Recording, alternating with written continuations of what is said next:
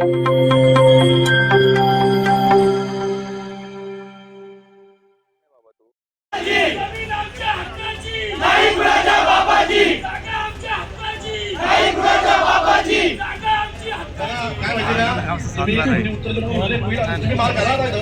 बघणार पुढे तुम्ही मार घ्याल मग आम्ही बघणार मागे पुढे काय तुमच्या केमिकल मध्ये काय झालं ना मग तुम्ही येता आम्ही मग मजा येईल तुमची.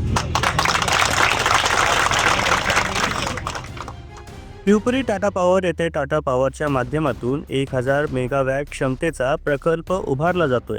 मात्र हा प्रकल्प उभारत असताना टाटा प्रशासनाकडून स्थानिकांवर अन्याय होत असल्याच्या तक्रारी होत होत्या.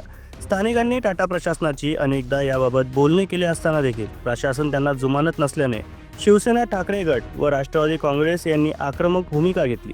स्थानिकांच्या हक्कासाठी राष्ट्रवादी काँग्रेस अजित पवार गटाचे जिल्हाध्यक्ष सुधाकर घारे, शिवसेना ठाकरे गटाचे उपजिल्हा प्रमुख नितीन सावंत, शेकाप तालुका चिटणीस तानाजी मते व माजी समाज कल्याण सभापती नारायण डामसे यांनी दिनांक 17 डिसेंबर रोजी टाटा पॉवरच्या गेटजवळ आमरण उपोषण सुरू केले. सकाळी 11 वाजता शांततेने हे उपोषण सुरू झाले. या उपोषणाला स्थानिकांनी मोठा प्रतिसाद दिला तर ग्रामस्थांचा प्रतिसाद पाहून टाटा प्रशासनाच्या पायाखालची वाळू सरकली. त्यांचे अधिकारी चर्चेला आले, मात्र मागण्या मान्य होत नसल्याने स्थानिकांच्या हक्कासाठी प्रसंगी इथेच मरण पत्करेल अशी ठाम भूमिका उपोषणकर्ते सुधाकर घारे यांनी घेतल्याने प्रशासन हतबल झाले. रात्रीचे 9 वाजायला आल्यावर मात्र येथे जमलेल्या ग्रामस्थांनी आक्रमक पवित्रा घेतल्या. जोरदार घोषणाबाजी झाल्याने टाटा प्रशासनाने देखील नरमाईची भूमिका घेतली आणि टाटा प्रशासनाच्या अधिकाऱ्यांनी हात जोडत उपोषणकर्त्यांच्या सर्व मागण्या मान्य केल्या. हे उपोषण स्थगित केल्याचे सुधाकर घारे यांनी जाहीर केले. दरम्यान या उपोषणाच्या निमित्ताने संबंध जिल्ह्यातले राजकीय वातावरण ढवळून निघाले आहे, तर मनमानी करणाऱ्यांना घारे यांनी आपला राजकीय तडाखा दिला. पॉवर कंपनीच्या विरुद्ध स्थानिकांना न्याय मिळण्यासाठी आज मी असेल, नितीनदादा असतील, आमचे शेतकरी कामगार पक्षाचे ज्येष्ठ नेते मते साहेब असतील आणि राष्ट्रवादी काँग्रेस पार्टीचे माजी समाज कल्याण सभापती नारायणजी डामसे असतील, आम्ही चौघांनी मिळून आज टाटा कंपनीच्या बाहेर आमरण उपोषण करण्याचं ठरवलं होतं. सकाळपासून आम्ही 11 वाजल्यापासून उपोषणाला बसलो होतो आणि खऱ्या अर्थाने टाटा कंपनीला जाब विचारण्यासाठी आम्ही सगळेजण हे उपोषण घेतलं होतं.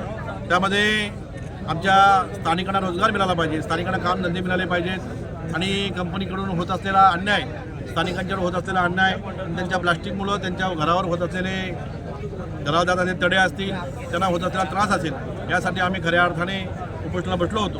टाटा कंपनी सकाळपासून आमच्याशी 4 मिटिंग केल्या आणि आम्हाला जे अपेक्षित होतं ते अपेक्षित विषय त्यांनी आमच्या मार्गी लावलेले आहेत आणि जो रोजगार असेल त्यांनी आम्हाला शब्द दिला आहे, उद्यापासून आम्ही तरुणांना रोजगार देण्याचं काम करणार आहेत. त्याच पद्धतीने ज्यांच्या घराला तडे गेले असतील ते तडेसुद्धा आम्ही काय नादुरुस्त झाले असतील ते नादुरुस्त आम्ही दुरुस्त करून आपल्याला शब्द दिलेला आहे. त्याच पद्धतीने धनगरवाडा असेल, दोन्ही कातकरवाडे असतील आणि तापकीरवाडे असेल यांचासुद्धा पुनर्वसनाचा प्रस्ताव त्यांनी 8 दिवसामध्ये मंजूर करून घेऊन अगदी 2 महिन्यामध्ये ते काम पूर्ण करण्याचा आपल्याला शब्द दिला आहे आणि मला वाटतंय या टाटा कंपनीने दिलेला आज शब्द आहे तो शब्द ते पूर्ण करतील आणि जर त्यांनी पूर्ण नाही केला तर पुढच्या 15 दिवसामध्ये आम्ही पुन्हा एकदा आपल्याला इथं दिसू. पण असा एक विश्वास आहे का आज आमची टाटा कंपनीची आमची सकारात्मक चर्चा झाली, त्यातून आमचा चांगला मार्ग निघाला आहे आणि त्यामध्ये ग्रामस्थ असतील आणि परिसरामधील सर्व लोक असतील, हे सर्व लोकांना एक समाधान मिळालं आहे.